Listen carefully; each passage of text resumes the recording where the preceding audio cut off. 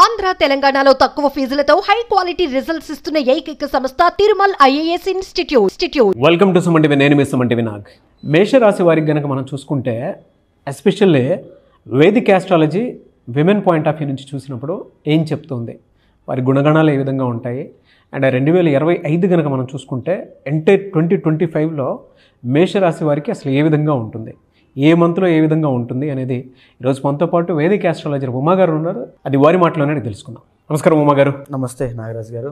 Women astrology ప్రకారం Vedic astrology కనుక మనం చూస్తే మేషరాశి వారికి 2025లో ఎలా ఉంటుంది, జనరల్గా వాళ్ళు ఎలా ఉంటారు అసలు?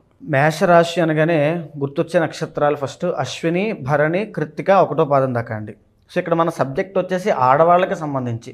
సో వీళ్ళు ఎలా ఉంటారు, ఎలాంటి ప్రికాషన్స్ తీసుకోవాలనే విషయం మనం చూస్తే ఫస్ట్ ఆఫ్ ఆల్ అసలు మేషరాశి, సో ఈ స్త్రీ ఎలా ఉంటారంటే మనం చూస్తుంటాం పల్లెటూరుల్లో చక్కగా సన్నగా ఏ పనైనా టకటకా చేసేసి మంచి చలాకీగా ఉండేటువంటి వ్యక్తులు చాలా ఉత్సాహంగా ఎనర్జెటిక్గా ఉంటారండి ఈ స్త్రీలు.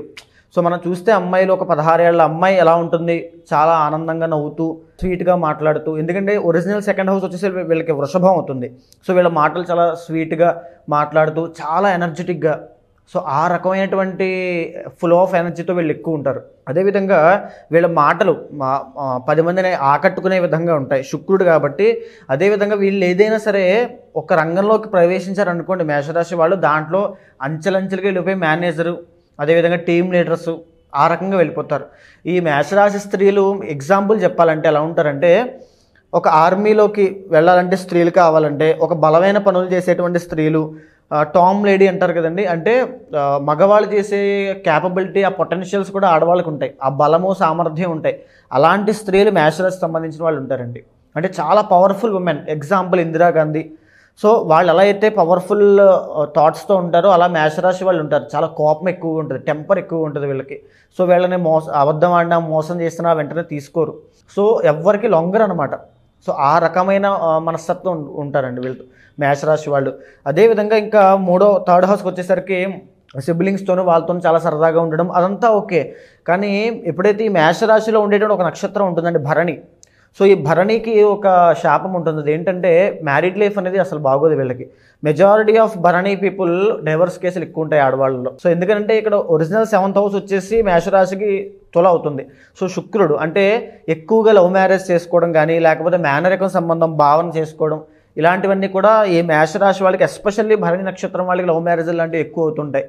సో భరణి నక్షత్రం వాళ్ళు ఎవరైనా సరే ఇండివిజువల్ జాతకంలో కనుక ఏం దోషం ఉంటే వెంటనే పరిహారం చేసుకోవాలి, లేకపోతే మ్యారీడ్ లైఫ్లో చాలా ఇష్యూస్ వస్తాయి. అందరికీ అని చెప్పట్లా, మెజారిటీ ఆఫ్ భరణి అనేటువంటిది జాతకాన్ని బట్టి ఉంటుంది. అదేవిధంగా ఇంకా 4th హౌస్ వచ్చేసరికి ఇంకా మేషరాశి వాళ్ళకి మంచి గృహయోగాలు ఉంటాయి. అంటే ఏదైనా సరే కంప్లీట్ సెటిల్ అవ్వడానికి చూసుకుంటారండి.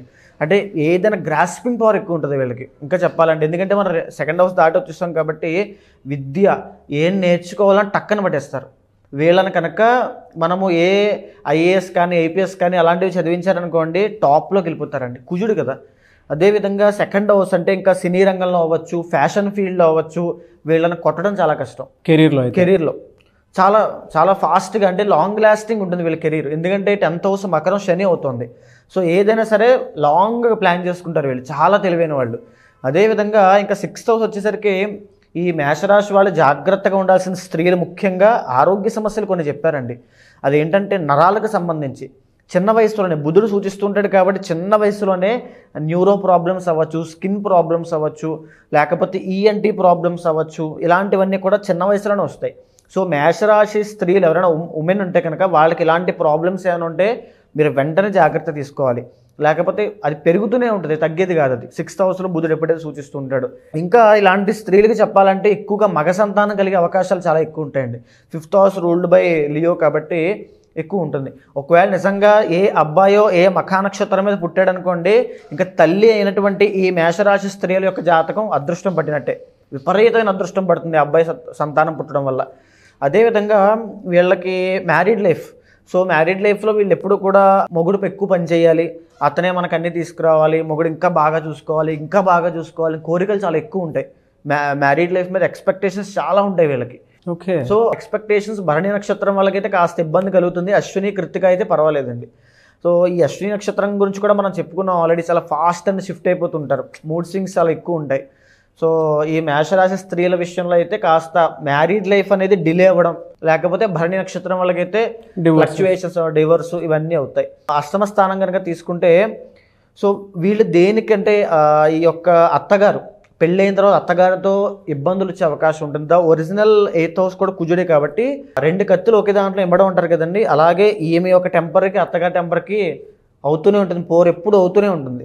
సో మేషరాశి వాళ్ళకి ఖచ్చితంగా అత్తగారు సంబంధించిన పోరు ఎక్కువగానే ఉంటుంది. మ్యారీడ్ లైఫ్లో అత్తగారు ఖచ్చితంగా ఈ 2 చూసుకోవచ్చు. ఇబ్బంది అనేది కనబడుతూనే ఉంటుంది. ఇకపోతే 9th లార్డ్ గురుడు అవుతాడు కాబట్టి విపరీతంగా సంపాదిస్తారండి. వీళ్ళకి డబ్బు అనేటువంటిది ఇబ్బంది ఉండదు, కానీ విపరీతంగా ఖర్చు పెడతారు కూడా. ఎందుకంటే మళ్ళీ ఒరిజినల్ 12th హౌస్ వచ్చి గురుడు కాబట్టి విపరీతంగా ఖర్చు పెడతారు. సో విపరీతమైన ఖర్చు ఉంటుంది, విపరీతమైన సంపాదన ఉంటుంది, లైఫ్లో చాలా ఎంజాయ్ చేస్తుంటారు. అదేవిధంగా ఇంక 10th హౌస్ వచ్చేసరికి శని. ఇప్పుడు ఒకవేళ వీళ్ళు కనుక ఏదైనా కళలు అంటే లలిత కళలు, సంగీతం కానీ లేదా డ్యాన్స్ కానీ సినీ రంగంలోకి వెళ్తే ఇబ్బంది లేదు. ఐఏఎస్ ఐపీఎస్ లాంటివి చదివిన ఇబ్బంది లేదు. ఇంకా మధ్యస్థంగా చాలామంది చదువుకుని డిగ్రీ కానీ బీటెక్ కానీ చేసి చిన్న చిన్న ఉద్యోగాలు చేస్తుంటారు. వాళ్ళకైతే చాలా సఫరింగ్ ఉంటుంది, లైఫ్లో కెరీర్లో చాలా సఫరింగ్ ఉంటుంది. సో చిన్న చిన్న ఉద్యోగాలు, చిరు వ్యాపారము ఇలాంటివి చేసే వాళ్ళకి చాలా సఫరింగ్ ఉంటుంది. ఇంకా మేషరాశి స్త్రీలు కనుక ఏదైనా చీరల వ్యాపారం కానీ, ఎందుకంటే 7th లార్డ్ రూల్డ్ బై శుక్రుడు కాబట్టి, వీనస్ కాబట్టి, చీరల వ్యాపారం కానీ, లేకపోతే లగ్జరీ ఐటమ్స్ వ్యాపారం చేయడం కానీ, లేకపోతే ఇంకా చెప్పాలంటే కాస్మెటిక్స్ వ్యాపారం, బ్యూటీ ప్రొడక్ట్స్ సంబంధించిన వ్యాపారం చేయడం కానీ, ఇలాంటివి ఏదైనా వస్త్రాలకి సంబంధించిన వ్యాపారం చేస్తే ఇంట్లో కూర్చునే విపరీతమైన డబ్బును సంపాదిస్తారు వీళ్ళు. సో ఆ రకమైన తెలివితేటలు ఉంటాయి. కానీ వీళ్ళకి వచ్చిన ప్రాబ్లం వల్ల ఏంటంటే కోపం అండి, కంగారు, వెంటనే రిస్క్ తీసేసుకుంటారు, ఆలోచన లేకుండా టక్కన దూకేస్తారు, మళ్ళీ ఇబ్బంది పడుతుంటారు. సో వీళ్ళకి ఇచ్చేటువంటి ప్రకాశం ఏంటంటే కోపం తగ్గించుకోవాలి. ఆ దూకుడు అంటాం కదండి, ఆ దూకుడు తగ్గించుకోవాలి. కాస్త కనుక కంగారు పడకుండా ఒక్కొక్క అడుగు గైడెన్స్ తీసుకుని వేయగలిగితే మేషరాశి వాళ్ళు టాప్లో ఉంటారండి. ఆడవాళ్ళు ఎస్పెషల్ బిజినెస్లో. ఎలా సార్ అంటే 2025లో ఏ మంత్లో ఎలా ఉంటుంది వీళ్ళకి? ఇంకా 2025 తీసుకుంటే ఇప్పటి వరకు వీళ్ళకి ఎలాంటి మేజర్ ఇబ్బందులు లేవండి. కానీ మార్చి 30 తర్వాత ఏలినాటి శని స్టార్ట్ అవుతుంది. సో ఏలినాటి శని మార్చి 30 తర్వాత స్టార్ట్ అవ్వడము, 3వ స్థానంలోకి గురుడు మే 15వ తారీఖు రావడము, అదేవిధంగా 11వ స్థానానికి మే 18 తర్వాత రాహు రావడము. చెప్పాలంటే ఆర్థికంగా సూపర్ ఉంటుంది, వీళ్ళకి ఎక్సలెంట్ ఫ్యూచర్ ఉంటుంది. కానీ ఆరోగ్యం పట్ల చాలా జాగ్రత్తగా ఉండాలి. ₹1,00,000 డబ్బులు వస్తాయి, కొత్తగా వ్యాపారం పెడతారు, ₹1,00,000 వస్తాయి.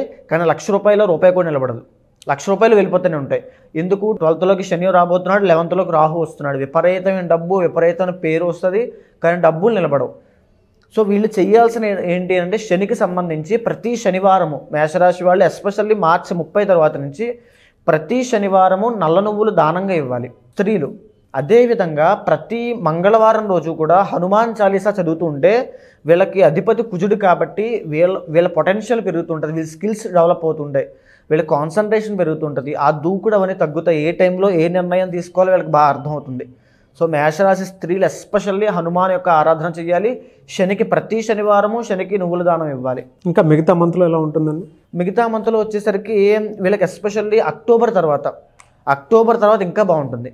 ఎందుకంటే అక్టోబర్ మళ్ళీ గురుడు మారుతున్నాడు కాబట్టి ఎస్పెషల్లీ అక్టోబర్ తర్వాత మంచి యోగం, ఒక గృహయోగం అవ్వచ్చు, ఒక ప్రాపర్టీ కొనొచ్చు, లేకపోతే తల్లిదండ్రులతో వాళ్ళతో హ్యాపీగా ఉండొచ్చు. వీళ్ళకి ఉన్నటువంటి ఒక శాపం ఏంటంటే మేషరాశి ఎస్పెషల్లీ భరణి నక్షత్రం వాళ్ళకి తల్లితో ఇబ్బందులు వస్తాయి. తల్లికి ఈ యొక్క స్త్రీలకి కాస్త ఇబ్బంది అనేది ఉంటుంది.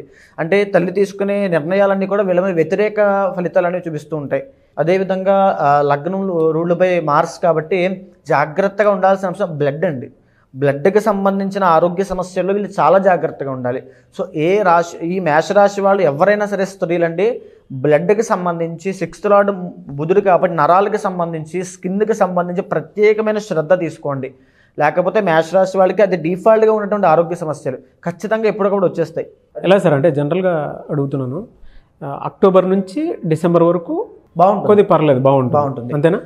కానీ వీళ్ళకి మార్చి 30 తర్వాత ఏలినాటి శని స్టార్ట్ అయిన తర్వాత 12th లోకి ఎప్పుడైతే శని వస్తాడో హెయిర్ దగ్గర నుంచి అండి చెస్ట్ వరకు వచ్చేటువంటి ఆరోగ్య సమస్యలు, ఆ శరీర అవయవాల విషయంలో వచ్చేటువంటి ఆరోగ్య సమస్యలు. ఎందుకంటే ఆ శని అక్కడే ఫోకస్ చేస్తాడు. ఈఎన్టీ ప్రాబ్లమ్స్ అవ్వచ్చు, థ్రోట్ పెయిన్స్ అవ్వచ్చు, కఫానికి సంబంధించిన సమస్యలు అవ్వచ్చు, ఐసైట్ అవ్వచ్చు, ఇయర్ ప్రాబ్లమ్స్ అవ్వచ్చు, ఇలాంటి వివిధ రకాల సమస్యలు ఈ మేషరాశి వాళ్ళకి మార్చి 30 తర్వాత ఇవ్వబోతున్నాడు ఆరోగ్యపరంగా. అదేవిధంగా ఇంకేమిస్తాడు అంటే విపరీతమైన ఖర్చుని ఇస్తాడు, డబ్బులు నిలబట్టినవాడు. డబ్బులు దాచుకునేవాడు, రూపాయి దాచుకునే లోపు ఖర్చు వచ్చేస్తుంది వీళ్ళకి. వీళ్ళు ఏంటంటే జనరల్గా కష్టపడేటువంటి తత్వం ఎక్కువ. దేనిని ఎలాగైనా కష్టపడి సంపాదించాలి, ఇదే ఆలోచన ఎక్కువ ఉంటుంది. కష్టపడిందల్లా అలా వెళ్ళిపోతుంటాయి. ఎలా సార్ అంటే వీళ్ళకి దోషాలు ఏమైనా ఉంటాయా? ఉంటాయి. అంటే మేజర్గా గోచార పరంగా చూసుకుంటే కనుక ఇప్పుడు రాబోయేది ఏలినాటి శని. ఆ తర్వాత ఇబ్బంది పెట్టేది ఏమిటంటే గురుడి యొక్క ట్రాన్సిట్ అండి. సో గురుడి యొక్క ట్రాన్సిట్ అంత ఇబ్బంది పెట్టదు. మేజర్గా చూసుకోవాల్సింది ఏలినాటి శని. సో రాహు కాపాడుతున్నాడు. Big planet and Rahu 11th హౌస్లో ఉండడం వల్ల డబ్బు పరంగా చాలా బాగుంటుంది. వీళ్ళకి వెనకాల పెద్ద పెద్ద వ్యక్తులు పరిచయాలు అవ్వచ్చు, లేకపోతే ఎవరైనా పెద్దవాళ్ళు సహాయం చేయడము. 11th లార్డ్ అంటే బిగ్ పర్సనాలిటీస్ అండి. సో సహాయం సొసైటీ నుంచి వీళ్ళకి ఒక సపోర్ట్ దొరకడం వల్ల దేన్నైనా అవలేలుగా దాటిస్తారు. కానీ ఒకటి మాత్రం పోదు, అదే డబ్బులు నిలబడకుండా వెళ్ళిపోవడం.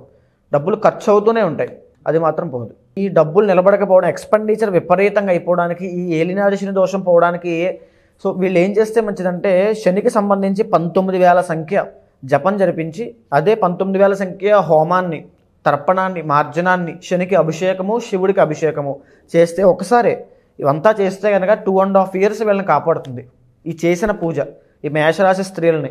ఎందుకంటే వీళ్ళకి ఇప్పటిదాకా బాగుంది. 11th హౌస్లో రాహు చాలా బాగుంది. మీరు చేపిస్తారా సార్ అట్లాంటి హోమాలు? ఉంటాయి. మన కాంటాక్ట్ అయితే మనకి ఇండివిజువల్ జాతకం కూడా చూసి ఎలాంటి ఇంకా చేస్తే మంచిది అనేటువంటి విషయం మీద ఆలోచించి అప్పుడు చేయించాలి. వీళ్ళకి ఏ వారాలు ఎక్కువ కలిసి వచ్చే అవకాశం ఉంటుందండి? మంగళవారం ఎక్సలెంట్గా ఉంటుంది. అదేవిధంగా శుక్రవారం అండి. శుక్రవారం నాడు కనుక వీళ్ళు ఏం స్టార్ట్ చేసినా, ఒక బిజినెస్ స్టార్ట్ చేసినా శుక్రవారం వీళ్ళకి బాగా కలిసి వస్తుందని చెప్పాలి. ఎందుకంటే 7th లార్డ్ అవుతుంది, 2nd and 7th లార్డ్ అవుతుంది కాబట్టి చాలా బాగుంటుంది. డబ్బు పరంగా శుక్రవారం ఏం ప్రారంభం చేసినా వీళ్ళకి ఎక్సలెంట్గా ఉంటుంది, స్త్రీలకు ఎస్పెషల్గా. సో ఇంకా భరణి నక్షత్రం వాళ్ళైతే వాళ్ళ ఇండివిజువల్ జాతకం తప్పకుండా చూపించుకోవాల్సిందే, ఎందుకంటే వాళ్ళకి మ్యారీడ్ లైఫ్లో ఇష్యూస్ ఉంటాయి కాబట్టి. ఎనీవేస్ థ్యాంక్ యూ అండి. ఎవరైనా సరే వీడియో చూసిన తర్వాత వ్యక్తిగత జాతకం ప్రకారం అంటే పెళ్ళి ఎప్పుడు అవుతుంది, కెరీర్లో ఎప్పుడు సెటిల్ అవుతాము, లేదంటే ఫినాన్షియల్గా ఉండటం లేదు, మీరు చెప్పినటువంటి కొన్ని పరిహారాలతో అయినా సరే ముందుకెళ్ళాలి అనుకున్నటువంటి వాళ్ళు ఉంటారు. మిమ్మల్ని అప్రోచ్ అవ్వచ్చా? తప్పకుండా. కింద కనిపించే కాంటాక్ట్ నెంబర్కి మీరు కాల్ చేస్తే తప్పకుండా అపాయింట్మెంట్ తీసుకోండి, కన్సల్ట్ అవ్వండి. ఏ దోషం ఉందో లేకపోతే ఎలాంటి డిసిజన్ తీసుకోవాలో మేషరాశి వాళ్ళు డిస్కస్ చేద్దాము. ఎందుకంటే ఇండివిజువల్ జాతకంలో మీకు చాలా యోగాలు ఉండొచ్చండి. గజకేసరి యోగం ఉండొచ్చు, చంద్రమంగళ యోగం ఉండొచ్చు, లేకపోతే పెళ్ళైన తర్వాత విపరీతంగా కలిసి వచ్చేటువంటి యోగం చాలామందికి ఉంటుంది. ఫర్ సపోజ్ తులాలగ్నం అయిందనుకోండి, 2nd and 7th లార్డ్ వెళ్ళి ఏ లాభంలో ఉన్నాడు అనుకోండి, విపరీతంగా కలిసి వస్తుంది. సో మా జీవితంలో ఏ మార్పు లేదన్న వాళ్ళకి పెళ్లి ద్వారానే మార్పు రావచ్చు. సంతానం, మగ సంతానం కలగడం వల్ల మేషరాశి వాళ్ళకి అదృష్టం పడుతుంది. సో ఏ మఖా నక్షత్రం అయిందనుకోండి, సో సంతానం కలిగిన తర్వాత ఎలాంటి మార్పులు వస్తాయి, తగిన జాగ్రత్తలు, ప్రికాషన్స్ ఎప్పుడు ఎలాంటివి చేయిస్తే మంచిది అని ఇండివిజువల్ జాతకం చూసి తప్పకుండా చూద్దాము, కాంటాక్ట్ అవ్వచ్చండి. ఓకే. సో అది పూర్తిగా కనుక మీరు వీడియో చూసినటువంటి వాళ్ళు అపాయింట్మెంట్ తీసుకొని ఉమా గారిని, వేదిక ఆస్ట్రాలజర్ ఉమా గారిని కలవాలి అనుకునేటువంటి వాళ్ళు, వ్యక్తిగత జాతకం తెలుసుకోవాలి అనుకునేటువంటి వాళ్ళు స్క్రీన్ మీద మీకు కాంటాక్ట్ నెంబర్ కనిపిస్తుంది, దాన్ని మీరు కాల్ ఆర్ మెసేజ్ వాట్సాప్ చేసి వెంటనే అపాయింట్మెంట్ బుక్ చేసుకోండి. అండ్ అకేషన్ ఏదైనా సరే మీకు కనుక ఒక మంచి కార్యక్రమాల కోసం అని చెప్పేసి ఉమా గారిని కనుక అప్రోచ్ అవ్వాలి అనుకుంటే కూడా స్క్రీన్ మీద కనిపిస్తున్న నెంబర్కి మీరు సంప్రదించవచ్చు. అండ్ ఈ వీడియో లైక్ చేయండి, షేర్ మాత్రం తప్పకుండా చేయండి. ఇలాంటి మరిన్ని వీడియోస్ కోసం మా ఛానల్ ఫాలో అవ్వండి. Thank you so much Uma గారు. నమస్తే అండి.